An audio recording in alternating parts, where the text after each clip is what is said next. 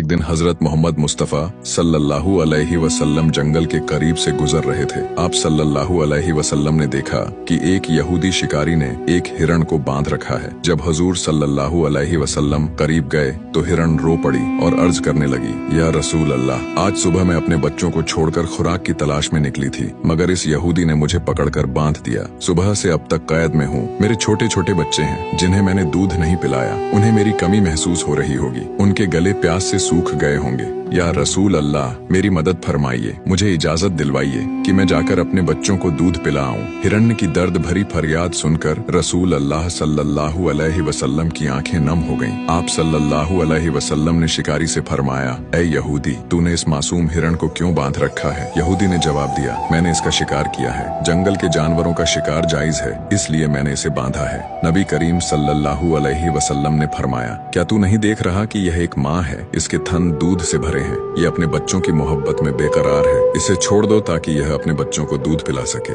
यहूदी ने गुरूर से कहा, मैंने बड़ी मेहनत से इसे पकड़ा है, मैं क्यों छोड़ दूं? आप सल्लल्लाहु अलैहि वसल्लम ने नरमी से फरमाया, इस माँ हिरण को एक बार अपने बच्चों के पास जाने दो, यह दूध पिलाकर वापस आ जाएगी। यहूदी हंसा और कहा, बंधा हुआ जानवर कभी वापस नहीं आता। अगर मैं इसे छोड़ दूं तो यह भाग जाएगी। जब आप सल्लल्लाहु अलैहि वसल्लम ने देखा कि यहूदी मानने को तैयार नहीं तो फरमाया, ऐ यहूदी, इसे आजाद कर दो और इसके बदले मुझे जामिन के तौर पर रख लो। अगर ये वापस ना आए तो मैं हमेशा के लिए तुम्हारी कैद में रहूंगा। यहूदी ने शर्त मान ली। हिरण्य को आजाद कर दिया और रसूल अल्लाह सल्लल्लाहु अलैहि वसल्लम वहीं बैठ गए। हिरण्य जंगल की तरफ दौड़ती हुई चली गई। कुछ घंटे गुजरने के बाद यहूदी तंजिया अंदाज में कहने लगा, क्या हुआ हुजूर? आपने कहा हिरनी वापस आएगी, लेकिन वह तो अभी तक वापस नहीं आई। आप सल्लल्लाहु अलैहि वसल्लम ने फरमाया, सब्र करो, वह जरूर वापस आएगी। इतने में हिरन अपने बच्चों के साथ दौड़ती हुई हुजूर नबी अकरम सल्लल्लाहु अलैहि वसल्लम के पास आकर बैठ गई। यहूदी शिकारी यह देखकर हैरान रह गया।